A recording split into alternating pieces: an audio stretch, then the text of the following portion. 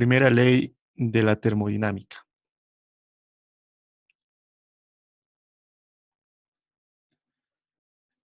Dentro de la termodinámica sabemos que la primera ley se trata de la conservación de la energía. Entonces hay distintas formas de poder lograr o evidenciar esto mediante las ciencias, por así decirlo, ¿no? Uno era la calorimetría. Ahí veíamos claramente la conservación, ¿no? Calor ganado, el calor que ganaba el agua o perdía el agua era igual al calor que ganaba o perdía el otro objeto, ¿no? Conservación de la energía. Es parte también eso. Ahora vamos a ver lo que son los ciclos termodinámicos que involucran procesos. Estos ciclos involucran procesos físicos o químicos, ¿no? Cambios de estado, etcétera. Pero también vamos a ver más adelante lo que son los procesos con reacciones. ¿Qué pasa cuando hay una reacción? ¿No? Productos se forman, digo, de reactivos se forman productos, entonces ahí hay una ecuación química, ahí también está involucrada la termodinámica, ¿no? En los intercambios de calor que se tienen. También vamos a ver la termodinámica en encontrar en las ecuaciones termoquímicas, ¿no? En poder encontrar a partir de ciertas ecuaciones encontrar otras ecuaciones solamente por simples sumas o multiplicaciones de ecuaciones ya conocidas. Entonces, vamos a empezar con este primer ejercicio. ¿Qué dice? Se dispone de 3,2 gramos de oxígeno, que se encuentra inicialmente a 5 atmósferas y 500 grados Kelvin. Se somete a un ciclo termodinámico que consiste en los siguientes procesos. Expansión a presión constante hasta que se duplique el volumen inicial. Enfriamiento mediante enfriamiento isocórico. Y finalmente, compresión adiabática reversible al estado inicial. Calcular calor, trabajo, variación de energía interna y variación de entalpía. Para cada proceso y para el ciclo. Además, determina el rendimiento del ciclo. Ok. Datos y planteamiento. Entonces empezamos, como me decía, ¿no? Tenemos 3,2 gramos de oxígeno. Ahí están nuestros 3,2 gramos de oxígeno que estaban a 5 atmósferas y 500 grados Kelvin. Entonces, imagínense que tienen un recipiente o una bomba, ¿no? Un cilindro que tiene 3,2 gramos de oxígeno. La presión dentro de esa bomba es de 5 atmósferas y la temperatura también dentro de ese cilindro es de 500 grados Kelvin. Eso es lo que tenemos allí, ¿no? Fíjense que el oxígeno es un gas diatómico. ¿Qué significa un gas diatómico? Que consta de dos átomos, ¿verdad? El oxígeno tiene dos átomos, ¿me entienden? Por lo tanto, es un gas diatómico. Las constantes de un gas diatómico van a ser Cp 7 medios de R y Cv va a ser 5 medios de R. Es decir, vamos a hablar de que todo va a ser constante, ¿no? Cuando integremos, cuando haya integrales, como el Cp es constante, entonces va a ser directo, ya no es necesario la integración, porque ya estamos dando acá que las que van a ser constantes, el Cp y el Cv, ¿me entienden? Ahora, para un gas monoatómico, el Cp es 5 medios y el Cv es 3 medios. Para un gas poliatómico, el Cp es 4R y el Cv es 3R, ¿no? Recuerden eso. Ahora, recuerden también que siempre Cp menos Cv siempre va a ser R. ¿Ya? Siempre se va a cumplir esto. Cp menos Cv va a ser R. Eso siempre se va a cumplir. Repito, para gases monoatómicos, Cp 5 medios de R, Cv 3 medios de R. Para gases diatómicos, lo que tenemos en pantalla. Y para gases poliatómicos es Cp 4R y Cv 3R. ¿Ya?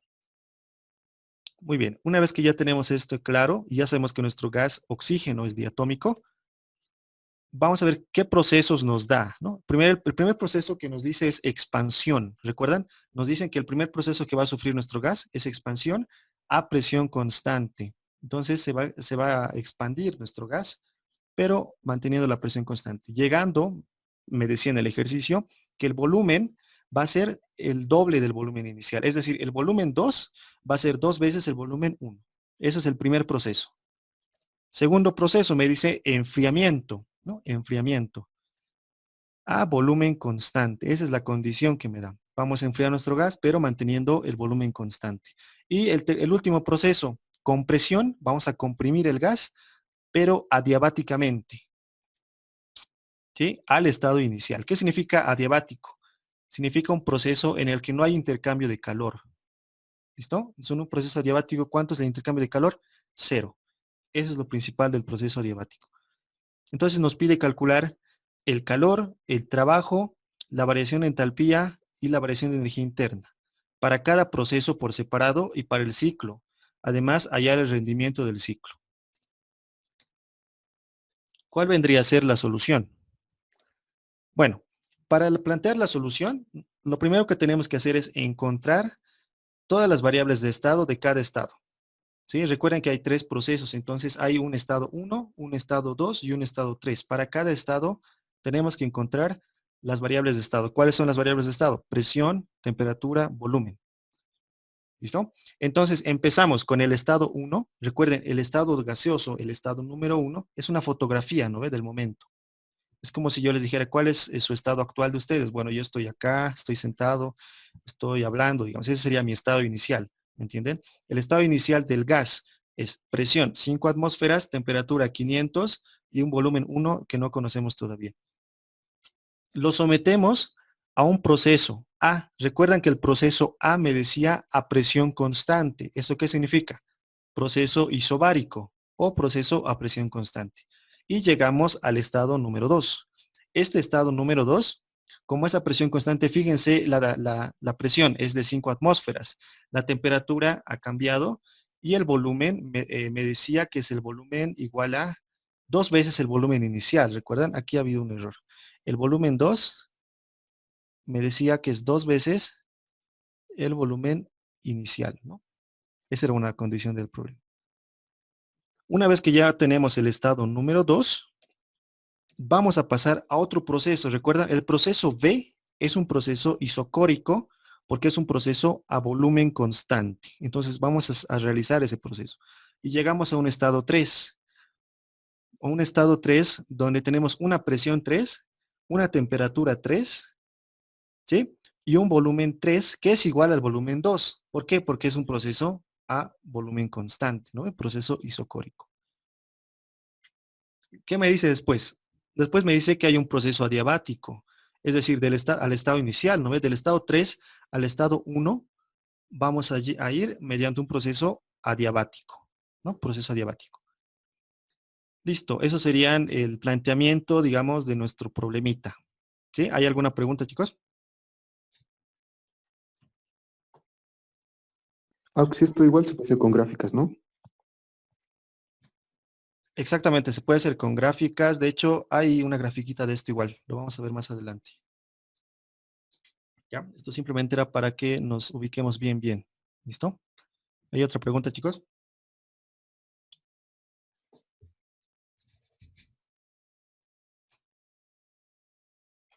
Ya. Entonces, recordar, en un proceso diabático, las tres variables, presión, temperatura y volumen, cambian de un estado a otro. ¿Sí? Cambian. Fíjese, la presión 3 ha cambiado a 5 atmósferas, ¿no? La temperatura 3 ha cambiado a 500 y el volumen 3 ha cambiado a volumen 1. ¿Se dan cuenta? En un proceso adiabático, las tres variables cambian, pero ¿cuál es la característica que les decía? ¿Cuál es el intercambio de calor? Cero. En un proceso adiabático no hay intercambio de calor. Esa es la característica. Mientras que de 1 a 2, fíjense, de 1 a 2, ¿qué es lo constante? La presión, ¿no?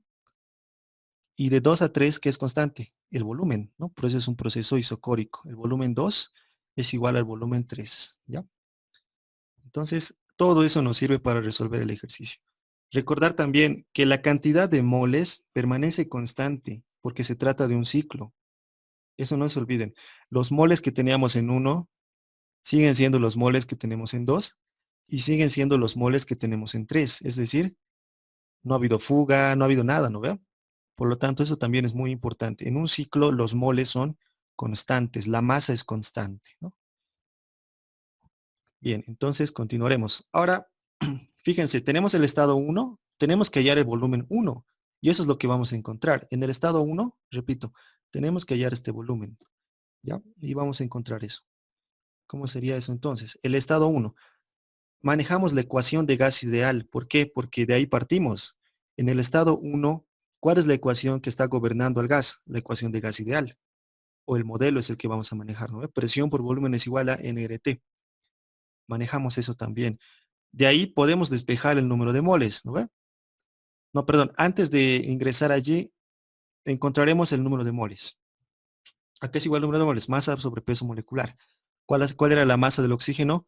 3.2. ¿Cuál es el peso molecular del oxígeno? 32 gramos. Dividimos y encontramos 0,1 moles, ¿no? Listo.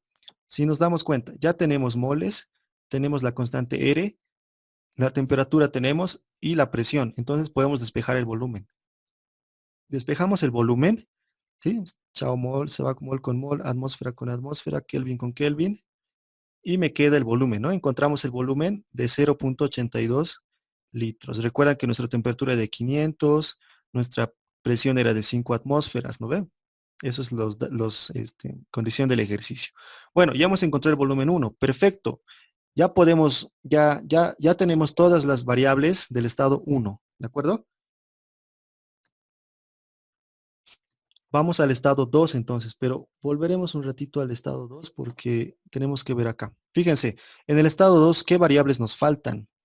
Nos falta la temperatura y nos falta el volumen, ¿no? Aunque el volumen es fácil de encontrarlo, ¿no ve? Eso es lo que hay que encontrar ahora. Entonces vamos a la siguiente. En el estado 2, obviamente que manejamos la misma ecuación. Presión por volumen es igual a nRT. En este caso el volumen, me decía por condición del ejercicio, que el volumen es 2 veces el volumen 1. El volumen 1 es 0,82 litros, ¿de acuerdo? Eso ya lo hemos encontrado. Por lo tanto, el volumen 2 es 1.64 litros por condición del ejercicio. ¿Listo? De acá ya tenemos la presión, tenemos el volumen, tenemos N, tenemos R. Podemos despejar la temperatura, ¿no? Como está acá. Despejamos la temperatura, reemplazamos datos, chao atmósferas, chao litros, chao moles, y este grado Kelvin va a subir, ¿no ve? Extremos con extremos, medios con medios, y nos queda 1000 Kelvin. ¿Sí? La temperatura 2 es 1000 Kelvin. Listo, ya hemos descrito el estado 3. ¿No ve? Perfecto, ya hemos descrito el estado 2, perdón.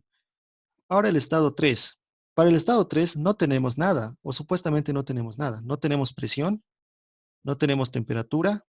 El volumen sí tenemos, ¿no ve? Porque es igual al volumen 2. Bien, entonces tenemos dos variables que no tenemos. Ahí habría un problema, ¿no ve? Porque cuando hacemos gas ideal solo podemos encontrar una variable. Entonces ahí tenemos que hacer algo. Tenemos que buscar alguna forma de resolver. Estado 3. Lo mismo, manejamos la ecuación de gas ideal. Sabemos que el volumen 3 es igual al volumen 2. Entonces, este es el volumen 3. Perfecto. Despejamos la temperatura. Pero ¿qué es lo que sucede? No tenemos la presión, ¿no? ¿Tenemos el volumen? Sí. ¿Número de moles? Sí. Constante, sí, pero no tenemos la presión. Entonces, ¿cómo hacemos para encontrar? Resulta que de 3 a 1 es un proceso adiabático. Ahí está la clave. En un proceso adiabático se cumple lo siguiente. Que la presión por el volumen elevado a una constante es constante, valga la redundancia. Es decir, presión multiplicado por volumen elevado acá es constante, ¿no? Por lo tanto, la presión 3 por el volumen 3 elevado a la K es igual a la presión 1 por el volumen 1 elevado a la K, porque estos ambos son iguales a una constante, ¿me entienden? Entonces, gracias a esa ecuación es que nosotros podemos encontrar el volumen 3. ¿Sí? ¿Qué vamos a hacer? Vamos a despejar el volumen 3. Fíjense, tenemos acá la presión 3. Perdón, ¿cuál vamos a despejar? Vamos a despejar la presión 3, ¿ya? ¿Sí? Vamos a pasar todo este término a dividir, ¿me entienden? Y vamos a tener lo siguiente, aquí está. Presión 3 es igual a presión 1 por toda esta cuestión. Ahora estos K lo vamos a sacar, ¿no ve? Porque es común y vamos a obtener esta expresión. ¿Conocemos el volumen 1? Sí. El volumen 3 también. La presión 1 también. Ahora, ¿cuánto es K? Eso es lo que no sabemos, ¿no? Ahí está la cuestión. K es igual a gamma. ¿Y a qué es igual gamma? Gamma es CP sobre CB. Esto es importante. Gamma es CP sobre CB. Resulta que nuestro CP es 7 medios de R y nuestro CB es 5 medios de R. Entonces simplificamos el 2, R y R. ¿Y cuánto había sido gamma o cuánto había sido K? 7 quintos. Listo. Reemplazamos. La presión 1, 5 atmósferas. Volumen 1, 0,82. Volumen 3, 1,64 elevado a 7 quintos. Y sacamos la presión 3, ¿no? La presión 3 es 1,895 atmósferas. Una vez que hemos sacado nuestra presión, reemplazamos, ¿no? En la ecuación que teníamos. Entonces ya tenemos la presión, el volumen, tenemos la constante R, y este 0,1 litros, ¿de dónde salió? Ah, esto es 0,1 moles, ¿no? Está mal, esto es 0,1 moles. 0,1 moles. Bueno, simplificamos estos moles, atmósferas, litros, y nos queda Kelvin, ¿no? Reemplazamos los datos y ahí tenemos la temperatura en grados Kelvin. Entonces ya hemos encontrado todos los valores. Tal vez un poquito se han perdido en esto del proceso adiabático, ¿no? ¿Ya? Simplemente es lo siguiente, lo voy a intentar explicar un poquito mejor. Tenemos acá el estado 1, ¿no ve? Del estado 1 vamos a ir al estado, perdón, del estado 3, ¿no ve? Una vez que llegamos al estado 3, para completar el ciclo, vamos a ir al estado 1. ¿Recuerdan? Esa flecha en diagonal roja es esta. Ahora este es un proceso adiabático, ¿no? Adiabático. ¿Qué significa un proceso adiabático? Que el calor es igual a cero. Pero en un proceso adiabático se cumple lo siguiente, ¿ya? Se cumple lo siguiente, que la presión por el volumen de este estado es igual, no, perdón, presión por volumen elevado a la K del estado 3 es igual a la presión por el volumen elevado a la K del estado 1. ¿Me entienden? Eso se cumple en la ecuación adiabática. Esto es igual a esto, pero esto es del estado 3 y esto es del estado 1. Eso se cumple. ¿Me entienden? Eso es lo que hemos hecho. Ya hemos despejado y hemos encontrado. ¿Ya? Eso es importante. ¿Tienen preguntas hasta acá?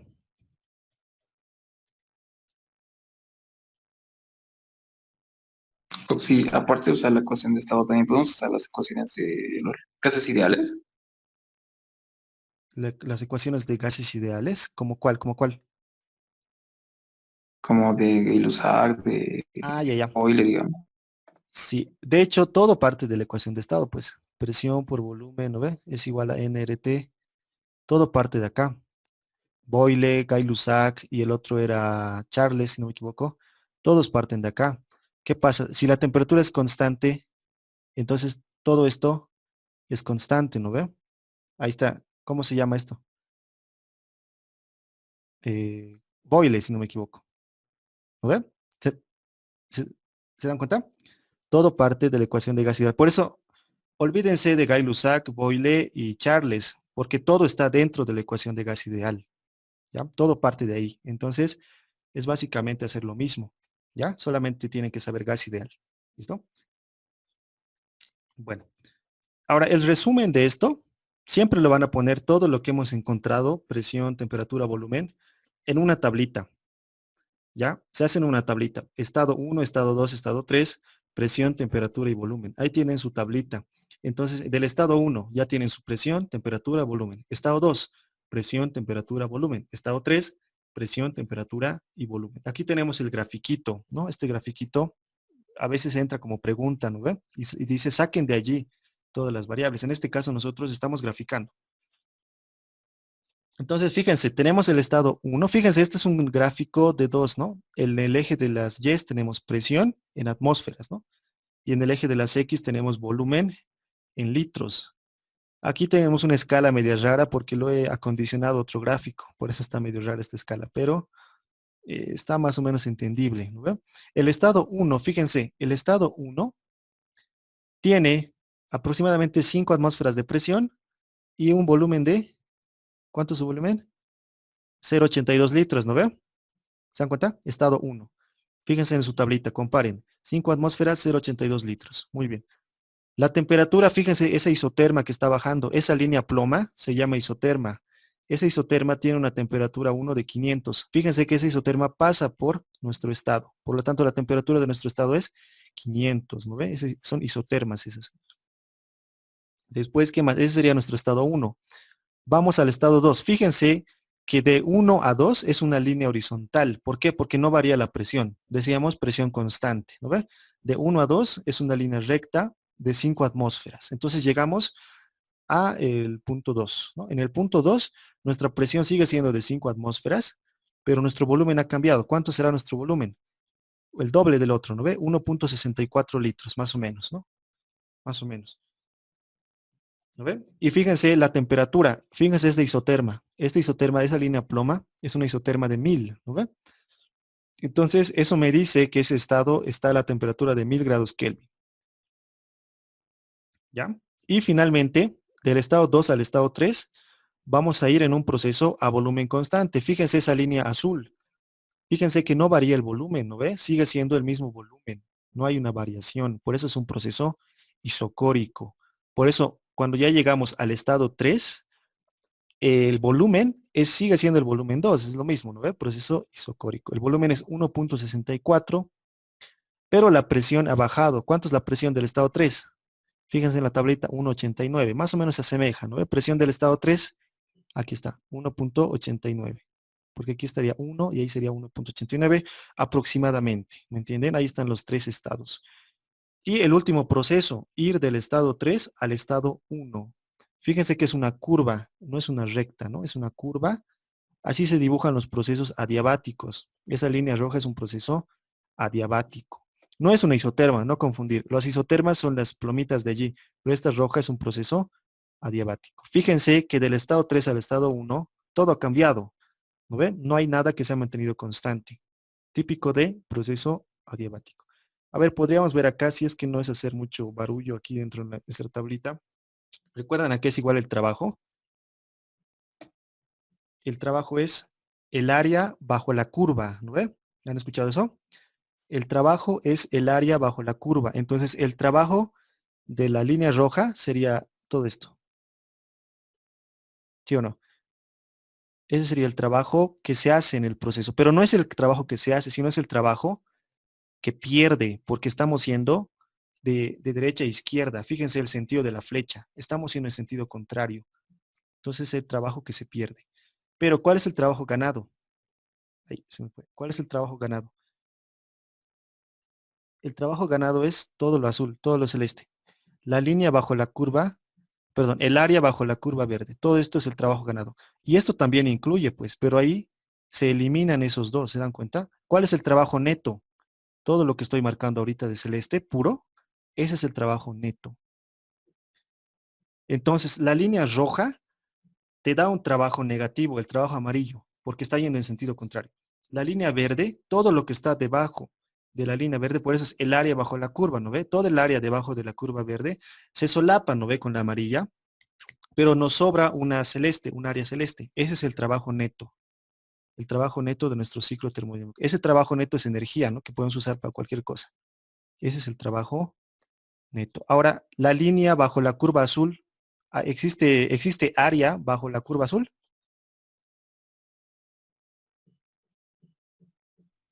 No, no, no existe. No existe, ¿no ve? Es un trabajo a volumen constante. En un trabajo, recuerden, cuando hay trabajo a volumen constante, ¿cuánto es el trabajo? Cero, Cero. ¿no ve? Porque no hay variación de volumen. Ahí está, se explica en la gráfica también. Ya, recuerden eso. A volumen constante el trabajo es cero. ¿Ya? ¿Tenemos preguntas, chicos?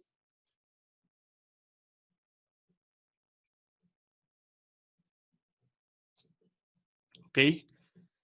Entonces, vamos con lo siguiente.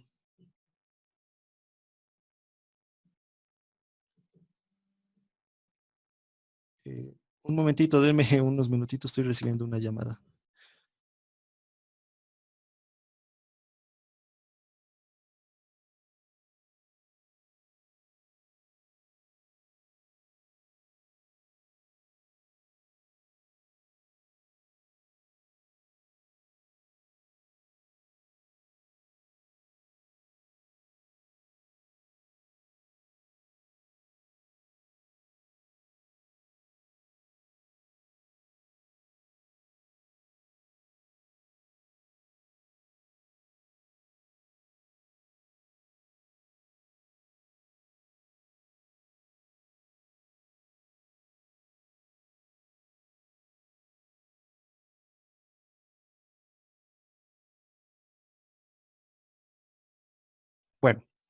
Perfecto.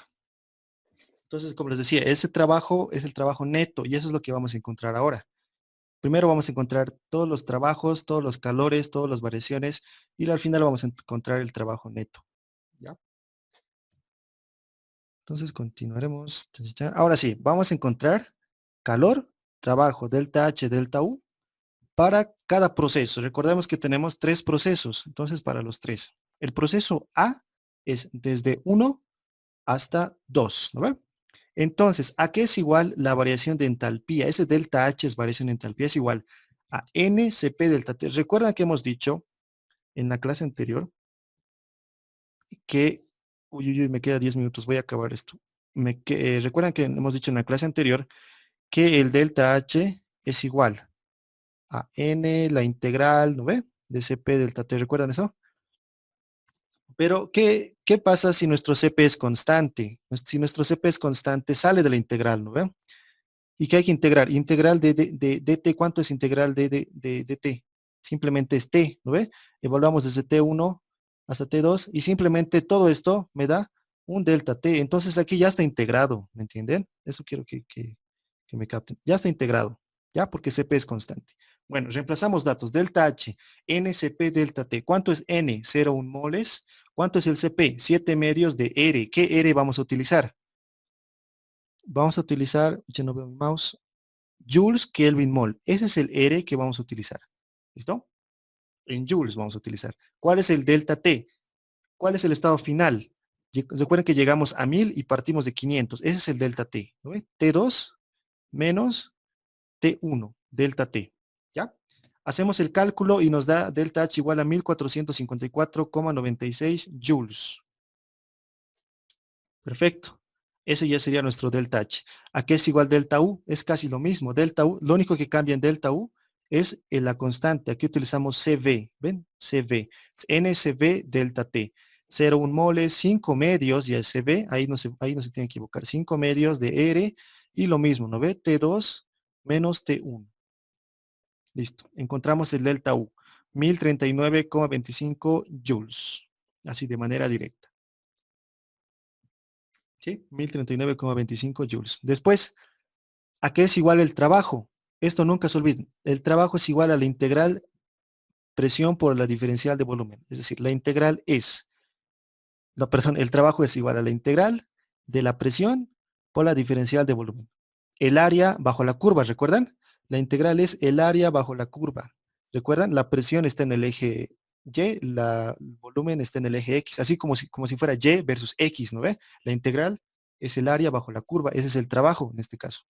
Entonces, integramos. ¿Recuerdan que la presión, qué es? Es constante, ¿recuerdan? En el proceso de 1 a 2 decíamos proceso isobárico, ¿se acuerdan? 5 atmósferas constante. Entonces sale de la integral. Integramos después estas variables. Integramos esto, ¿sí? Y bueno, obtendríamos simplemente esto, ¿de acuerdo? Reemplazamos datos, recuerden la presión constante. 5 atmósferas, el volumen 2 es 1,64, el volumen 1, 0,82 y nos queda 4,1 atmósferas litro. Estas unidades parecen raras, ¿no ve? Pero son unidades de energía. ¿Cómo hacemos el intercambio de estas unidades a joules? La pregunta. Sencillo, con las constantes universales podemos hacer ese cambio. Fíjense, esto obvienlo, porque se va a eliminar, ¿no ven? Y ahí está. Este es el factor de conversión. 4,1 atmósferas litro. Abajo, ¿qué voy a poner? 0,082 atmósferas litro. Y arriba, 8,314 joules. Ese es mi factor de conversión, entonces. Las constantes, ¿no? Igual puedo hacer con calorías, con lo que sea. Saco el trabajo en joules, 415,7. Listo. Ahora, esta ecuación es sumamente importante. La ecuación madre. Delta U es igual a calor menos trabajo. Eso nos va a servir para hacer todos nuestros balances. Delta U, recuerden, delta U es igual a calor menos trabajo. Variación de energía interna es igual a calor menos trabajo. Esa es la ecuación que tenemos que manejar con los signos tal cual así. ¿Listo? Una vez que tenemos ecuación, ¿tenemos delta U? Sí. ¿Tenemos el trabajo? Sí. Entonces podemos despejar el calor. ¿Sí? Esta ecuación es la primera ley, básicamente. Primera ley de la termodinámica. Ley de conservación.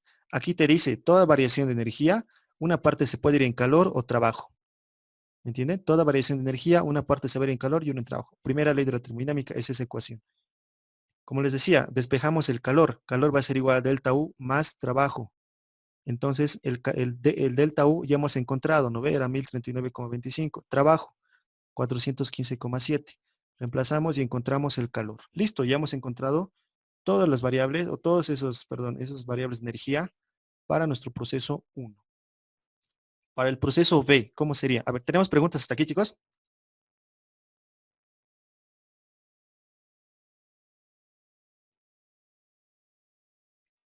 Ok, no hay preguntas. Vamos con el proceso B. Proceso B, ya saben, va de 2 a 3. En este proceso B, delta H, que es igual, NCP delta T, lo mismo, ¿no ve? Sabemos cuánto es N, sabemos que CP es 7 medios.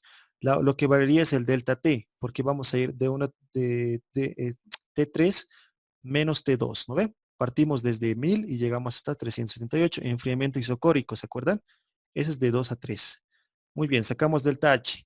En este caso nos da negativo, tal cual tienen que anotarlo. Nos da con signo negativo, lógicamente, ¿no ve? Por este delta. Nos da negativo. Muy bien, continuamos. Delta U, NCV delta T, lo único que cambia es esto, ¿no ve? Y esto también es lo mismo, T3 menos T2. Muy bien. Encontramos delta U, menos 1292,83 joules. Perfecto. Recuerden, ¿a qué es igual el trabajo? La integral de la presión por dV. En este caso, ¿recuerdan qué es lo que decíamos? Es un proceso isocórico a volumen constante, ¿se acuerdan? En un volumen constante, ¿cuánto es la variación de temperatura? ¿Cuánto sería nuestro dV en un proceso de volumen constante? Cero. Por lo tanto, todo el trabajo se hace cero. Matemáticamente, gráficamente lo hemos visto, ¿recuerdan? El área bajo la línea azul, nada, era cero, no había área. ¿Sí? Trabajo es cero. Muy bien. Una vez que hemos encontrado el trabajo cero, aplicamos nuestra ecuación de la primera ley.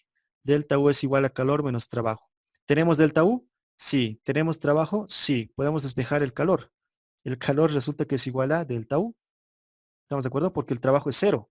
Ese trabajo es cero. Entonces, el calor es igual a delta U. Entonces, el delta U era, ¿dónde está? Aquí está delta U. Menos 1292,83. Entonces, el calor es lo mismo.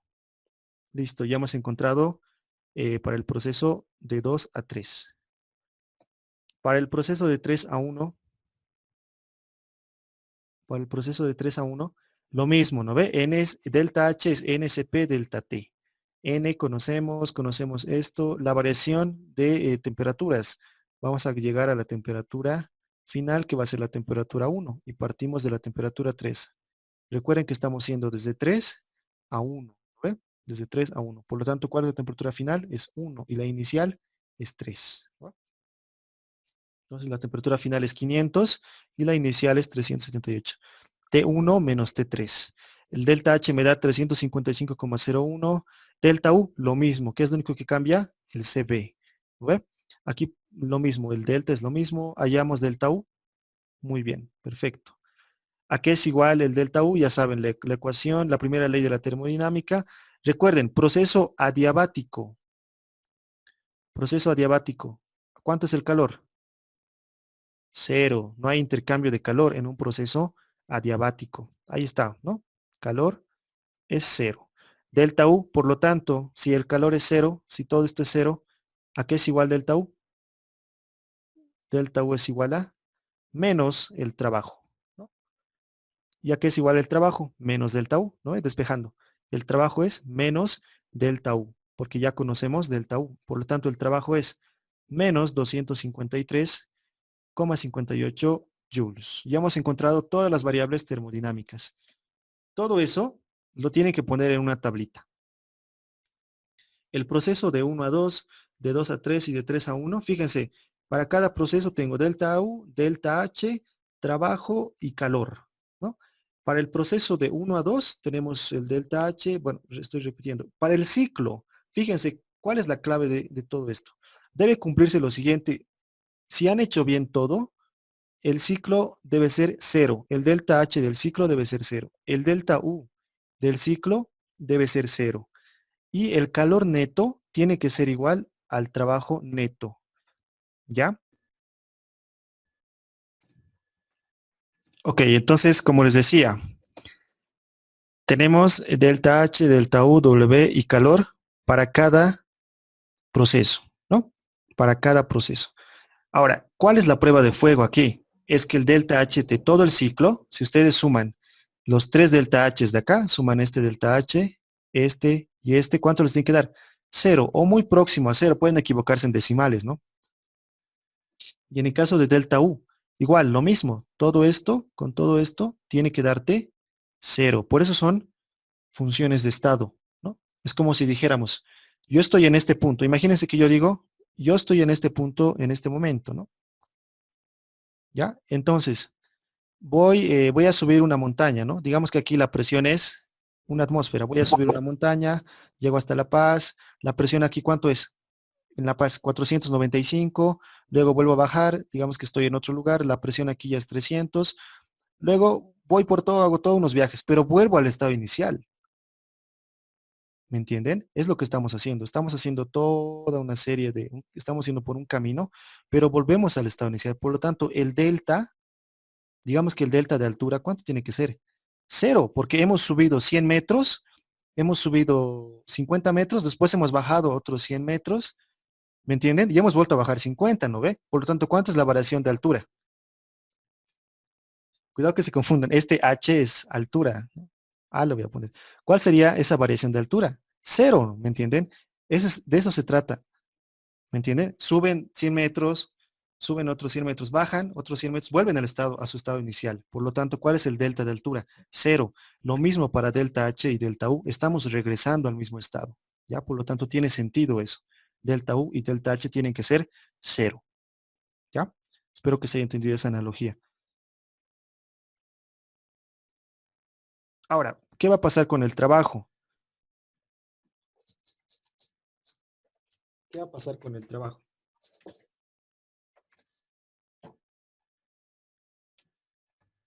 Muy bien. El trabajo, fíjense, el proceso de 1 a 2 es un trabajo positivo. Del proceso de 2 a 3 es cero, ¿recuerdan? Pero el proceso de 3 a 1, ¿recuerdan que decíamos que era el trabajo amarillo, ¿se acuerdan? Era un trabajo negativo porque iba en sentido contrario. Entonces el trabajo neto, ya en números, es este, ¿no? De la gráfica, recuerdan que el trabajo neto estaba encerrado. Y el trabajo neto es este en números, 162,12 joules. ¿Qué pasa con el calor? Del proceso 1 a 2 tenemos que darle calor al sistema. Del proceso 2 a 3 sale calor del sistema. Y en el proceso 3 a 1 no hay intercambio de calor porque es adiabático. Pero el calor neto que nosotros estaríamos imprimiendo, ¿no? El calor neto que estamos dando a nuestro sistema es 162,12 joules. ¿Qué es lo que pasa acá? ¿Por qué se cumple esto? Porque es un proceso reversible. Es un proceso, se puede decir, perfecto. Entonces, todo el calor neto que le estoy dando se está convirtiendo en trabajo neto. Es porque todo lo que estamos haciendo es ideal, ¿no? Es reversible. ¿Me entienden? En la vida real no es tan así, no es tan así. Pero esto hay que aproximar. Todo lo que tenemos que hacer se tiene que aproximar a esto, que todo el calor que demos nos dé el trabajo total. Entonces, tiene que ser el trabajo igual al calor porque estamos hablando de procesos reversibles. ¿Ya? Para el rendimiento se cuenta lo siguiente. El rendimiento de un ciclo termodinámico es igual al trabajo neto, ¿sí? Al trabajo neto respecto de los calores positivos. Es decir, de todo el calor que yo le estoy dando al sistema, ¿cuánto trabajo yo estoy sacando? ¿Me entienden? Ese sería nuestro trabajo neto. ¿Cuánto es el trabajo que estoy sacando? 162,12. Pero ¿cuánto es el calor que yo le he dado? Este es el calor que yo le he dado. 1454,96. Entonces el rendimiento es 0,11, es decir, 11%. Es decir, este ciclo termodinámico me convierte el 11% de la energía que yo estoy dando en calor, lo convierte en trabajo, ¿no? Y ese trabajo puede ser trabajo eléctrico, etcétera, no lo puedes convertir en lo que sea. Pero de eso se trata, ¿no? Es este rendimiento. Fíjense que es reversible, es un trabajo ideal, pero el rendimiento son bajos, ¿no? Nunca va a haber rendimiento del 100%. ¿Por qué? Porque, bueno, esa es la primera ley de la termodinámica y la segunda también, que después la vamos a ver, ¿ya? Pero quédense con esto. Delta U, 0. Delta H, 0. calor neto es igual al trabajo neto. Hasta ya habríamos acabado este ejemplito.